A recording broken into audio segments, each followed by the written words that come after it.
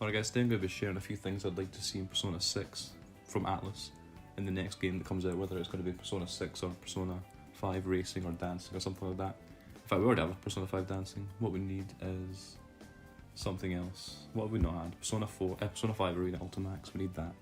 So, anyway, first thing that I would like to see in Persona 6 would be a good platinum for PS4. It's not that important, but it is nice to go for a trophy. A really hard one. Persona 4 and Persona 5, the original ones had really hard trophies to go for. I don't even have the one for Persona 4 because it would just take so long. I've played the game through once, I'm probably going to play it again and actually get the platinum eventually. But that gives you more replayability when you play the game, so, because like I said, Persona 5, Scrambled and Royal both had quite an easy platinum, and once it's done, that's it done. So it'd be good to get a semi-challenging one. You don't want to have one that's like tedious where you have to like do like 3 playthroughs or something like that, just something that's passive that you can do that actually requires a bit of skill. It'd also be nice if the Nintendo Switch people, the Joy-Con boys, actually get some love and get Persona 6 on their console. Maybe even the Soldier console if Atlas are feeling generous. Stuff like that. Another feature that would be cool to see is unlockable recipes, just like in Persona 5 Strikers, where you can cook the food and then you can use it in battle and all that kind of stuff. You would have to create the dish multiple times to master it to get extra benefits from it. For like healing and social skills, you can get that kind of stuff. So you can get charm and healing while you make the stuff, and even a confidant point if you decide to share the food with others. So basically just an update of the P5S cooking mechanics in Persona 6 would be a very nice addition. Something else I would actually like to see is a shiny variants of Personas. Just like how it is in Pokemon, you can get a shiny version that's rare and it has like a different visual effect and all that kind of stuff. That would be cool, and you can actually claim the Persona and use it in that form. Also, the return of Showtime attacks would be a welcome addition. It was good in Royal and Scramble, so they could always add QTEs, the quick time events, so it would add a bit of strategy, you know, so it's not just a little bit of a clutch crutch thing. So let's say you'd have to press like X, square, triangle for example, at the right time just to get the maximum damage. That would add a bit of like more layer of depth, because sometimes yeah, the Showtime can be really clutchy and crutch, like it's a bit too easy. Like it does a lot of damage, so it would be good if there was a little bit of an element of strategy towards it, whether it's like timing or having to press it at the right time.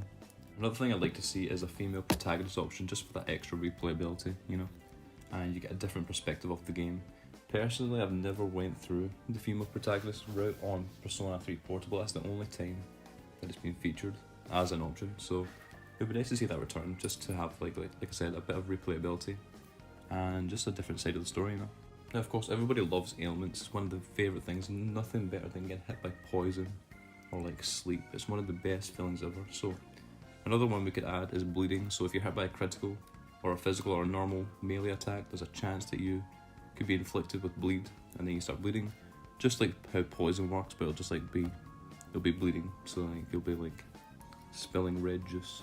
And of course, personas that don't have blood are not affected by this. So like if there's like a robot or one of those gas personas, I forget what his name is, Corazon, something like that. What else wouldn't be affected by it? Just things that don't have blood. So this feels like a super stretch, but it would be cool to have an extra party member that you could potentially miss during the story.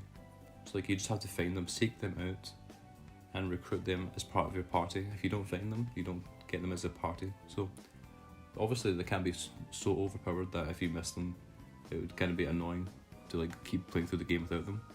It just has a little extra bonus, like it could be someone that's not that OP. It could be like a pet or something like that, or just someone that isn't that strong.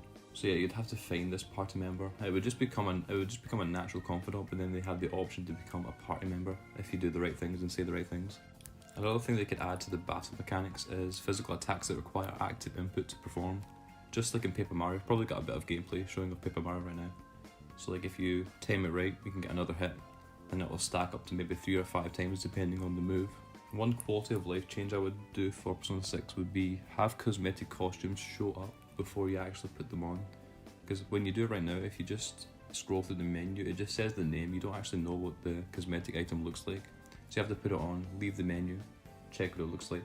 So it's not really, you can't really tell what it looks like until you actually put it on. So just the ability to preview it before you put it on would be nice. Nothing that important, but it would be cool. And on the topic of quality of life changes, it would be nice if you could turn down the voice or just sound settings in general, just for music. If you want to turn the music real up, turn the voices down, because sometimes the voices can be loud. Another cool feature they could add in Persona 6 is haggling. So if you jump into a shop, it could be certain shops that you go to, not every shop has to accept it. So you go in there, you have to have a certain amount of guts to have a chance of getting a discount on your purchases. And it can also be another QTE thing, because that's just the same as Shadow Hearts. That's where I get the idea from. You have a chance to haggle with someone, you can get like 10% discount on your purchase, which could be handy. It would add, like I said, another bit of a strategy to the game. Also really like the secret social stats in Persona 5. For example, if you go into the smoothie place on Sundays, you get guts. Like you pay 5,000 for the smoothie, and then you get a chance to get a random social link thing, whatever it's called, a social point.